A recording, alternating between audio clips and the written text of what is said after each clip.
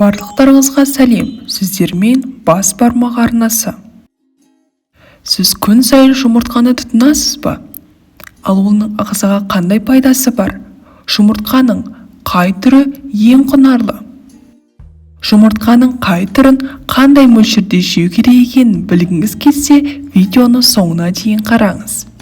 Жұмыртқаны қайнатып, қуырып жеу арқылы асқазанды ғана емес, бар ағзаны пайдалы элементтермен, дәрумендермен толтыруға болады.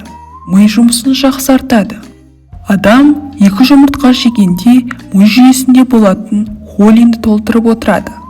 Ал холин жеткіліксіздігі есте сақтау қабілетін төмендетеді. Адамның көз жанарына әсер етеді. Жаңа зерттеулерге сәйкес жұмыртқада лютеиннің көптігі анықталды. Лютеин көздің жақсы көруі мен нашар көруін бағдарлап отырады. Лютеиннің жеткіліксіздігінен көз жанары нашарлай бастайды. Онкологиялық аурулардың алдын алады. Миға әсер ететін холин онкологиялық ауруларға да қарсы күреседі.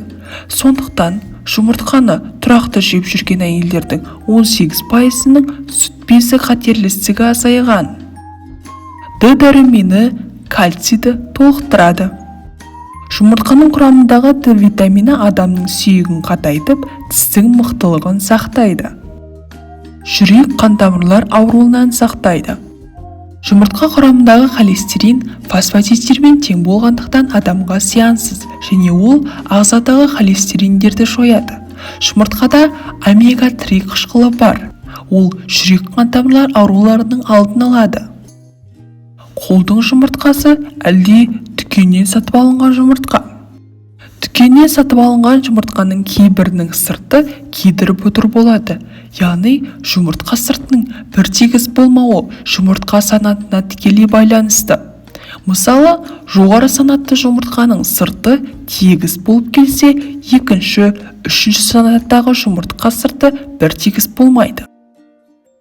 Жұмыртқа сыртында таңдаулы деп жазылса, онда сапасы ең жоғары жұмыртқа деген сөз.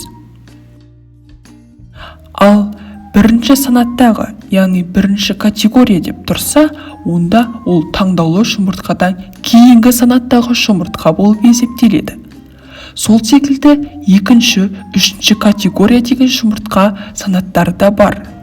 Дүкеннен сатып алынған жұмыртқаның таңбасына немесе қораптағы жазуына қарап, жұмыртқаның қандай екенін анықтауға болады. Жұмыртқа сыртында Д деген жазу болса, онда ол диеталық жұмыртқа болады. Оның сақтау мерзімі 7 күн. Егерде С деген жазу болса, онда ол столовый. Демек, асқа пайдалануға арналған жұмыртқа. Ал егер жұмыртқаның сыртында ондай жазу болмаса, міндетті түрде қораптағы жазуға мән беріңіз. Ал енді қолдың жұмыртқасы. Қолдың жұмыртқасын сатып алған кезде, немесе үйіңіздегі тауықтың жұмыртқасын жинаған уақытта сырты лас болып тұрғанын көреміз. Ондай жұмыртқаны бірден тамаққа пайдалануға болмайды. Өйткені сыртында түрлі бактериялар болуы мүмкін. Көпшілік ақ жұмыртқаға қарағанда қоңыр жұмыртқаның пайдасы және құнары бар деп салыстырып жатады. Алайда мұнда жұмыртқаның түсінің ешқандай маңызы жоқ. Жай ғана ақ тауықтың жұмыртқасы ақ болса, қара тауықтың жұмыртқасы қоңыр болады.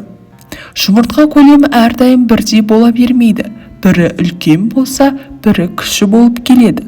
Олардың айырмашылығы да сол жұмыртқа түсі секілді тауықтың жасына байланысты болады. Организмге кальций жеткіліксіздігі кезінде жұмыртқа қабығын пайдалануға болады ма? Жұмыртқа қабығы қатты сыртқы жабын. Ол негізінен кальцийдің қарапайым түрі болып табылатын кальций карбатынан және қалған бөлігі белоктардан, басқа материалдардан тұрады. Тауық жұмыртқасынан өңделген ұнтақ табиғи кальций қоспасы ретінде пайдаланылады. Көптеген ғалымдар өте оң қорытындылар жасай отырып, қабығын пайдалану сүйекке байланысты аурулардың ауырсынын азайтуға, қозғалғыштығын жақсартуға көмектесетінін анықтады. Дегенмен бұл оның ағзаға келетін жалғыз пайдасы емес. сонымен қатар асқазанның қышқылдығы мен ас қорыту бұзылыстарына оң әсер етеді. Жұмыртқа қабықшасы қабық пен ақуыздың арасында орналасқан ақ жұқа қабық.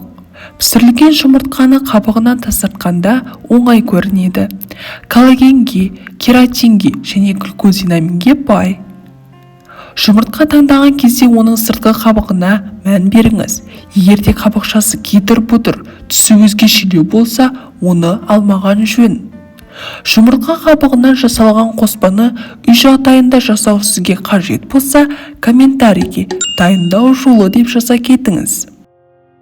Ал жұмыртқаны шектен тыс пайдалану сүйектің ақауларына алып келеді. Ең бастысы, жұмыртқаны шикідей жемеген дұрыс. Себебі дүниежүзілік медицина піспеген жұмыртқаның пайдасынан гөрі зияны көптігін айтады. Кез келген шикі аста кездесетін секілді, жұмыртқада да көптеген аурудың қоздырғыш вирустары жүреді.